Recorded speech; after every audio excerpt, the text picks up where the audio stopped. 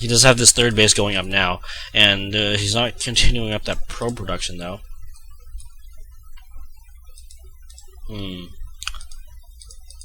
Yeah, I just think that 2 would be better. I guess if this is a bit of a gut reaction, it's kind of okay-ish. Now it looks like we'll be able to use these guys for 2, maybe 3 rounds of units each. And those Colossi do really help against Zerg, so I mean, there's certainly nothing wrong with getting too many Colossi, unless your opponent has gone on 100% Corruptors. That's what I'm thinking of. In which case, you shouldn't be building Colossi much at all. Oh, going Immortals? No. So, first off, the Immortals don't really have great synergy with these Stalkers, because they have what, range 5? I think it's range 5.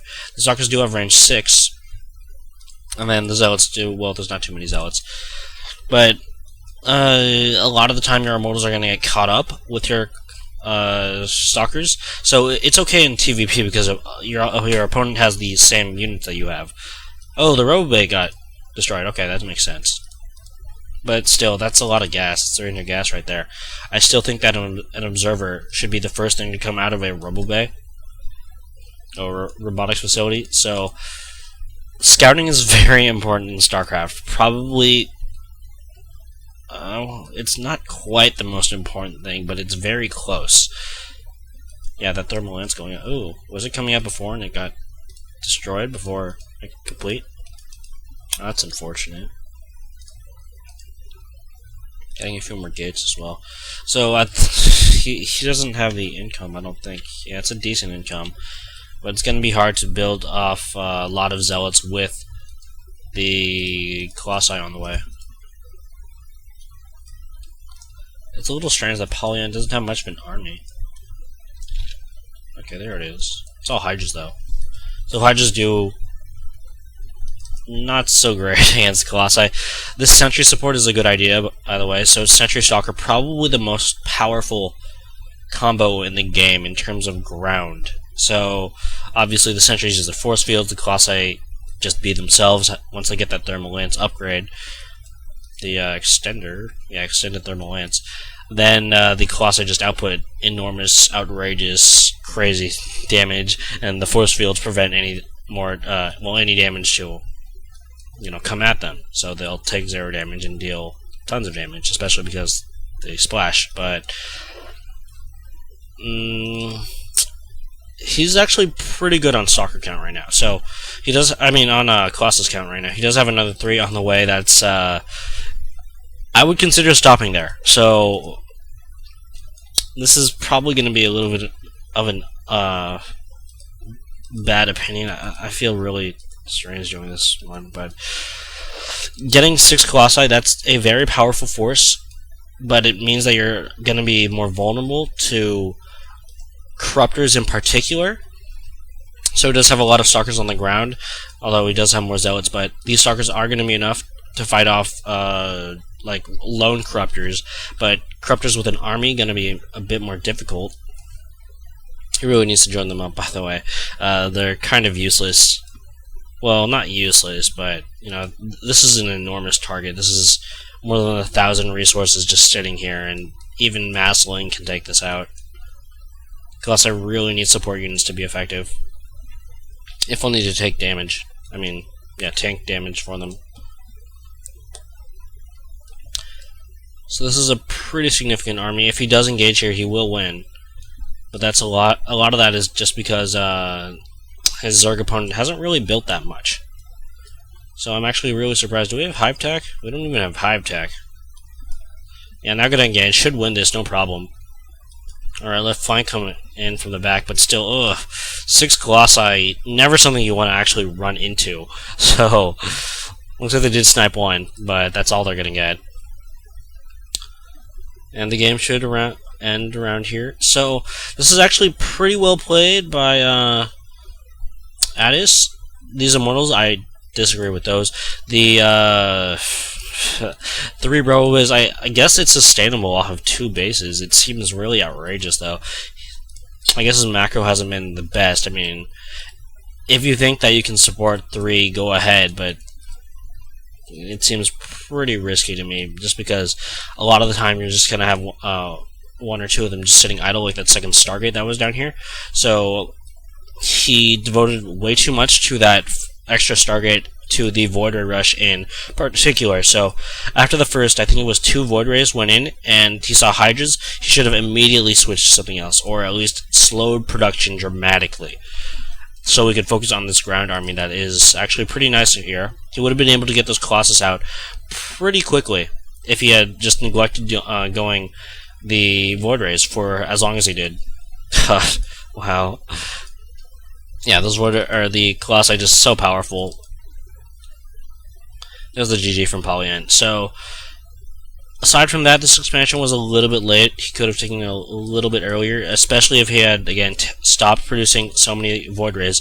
The Void Rays, the most important thing I have to say about them is know when to quit. So, there is a point when you should be pushing or quitting, and obviously that point is going to vary on the game, and some players have trouble deciding when that is, but if your first few Void Rays are immediately repulsed, completely countered, especially if it's only by, say, 2 Queens, and you have 2 Void Rays of your own, then it's probably a good idea to switch, especially because, remember, that first Overlord did come out and scout the Stargate, so his opponent definitely knew that they were coming, and, I mean, that alone is not... I would consider quitting just based on that alone.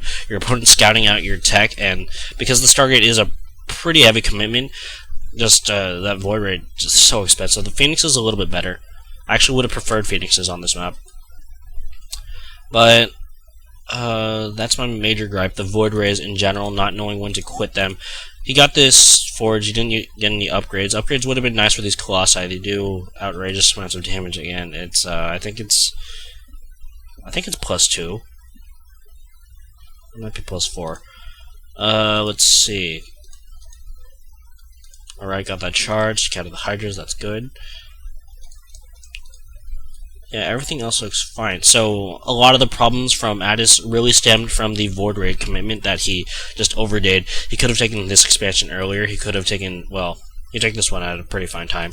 But he could have taken his natural earlier, which means he would have had Colossi earlier, and that means that he would have had an easier time supporting these 3 Robos.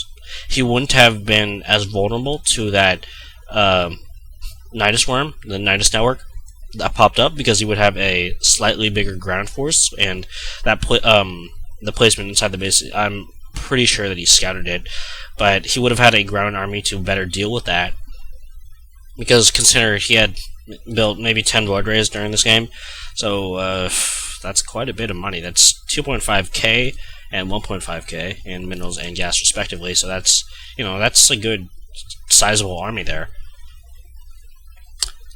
That's just about it. So mostly knowing when to quit Void Rays is your biggest thing, and yeah, everything else he handled pretty nicely. The tech switch was kind of inevitable, but he still pulled it off decently. I think PolyN should have probably had more stuff up at this point, but whatever. And other thing I wanted to talk about was scouting. So the scouting was subpar at best. Yeah, I'm actually really surprised how well he did, considering his opponent scouted very well compared to his exceptionally, well, not exceptionally poor, but poor scouting. So, sending out that first probe after you get down either your gateway or that first pylon, that's something that you want to do in about 99% of games, because that means that any cheese coming your way, a 6-pool would have wrecked him. It means that you're going to see any cheese coming your way. That's definitely something to look out for. And it's not like it costs you an enormous amount. So, that, and then, he got a Robo up, but he built an Immortal before an Observer. He didn't even build an Observer, I don't think. Let's check out those. No, I don't think so. So, Immortals, he already knew that his opponent was going mostly Hydras. And Immortals don't do that great against Hydras. It's generally better. That scouting information is a lot more valuable. So, I definitely would have built an Observer, or even 2 or 3, before an Immortal. Otherwise, everything seemed fine. The classes were nice. Getting that upgrade, sure, rebuilding pretty quickly, and even putting down a few more gates. All good ideas. So, yeah, this is about, again, this player is in gold, so there's not too much to work on compared to the silver players the silver replays I've been getting from other players. And that's about it for this one. Thanks for watching. Hope you found this helpful. And, yeah, I think that's just about it.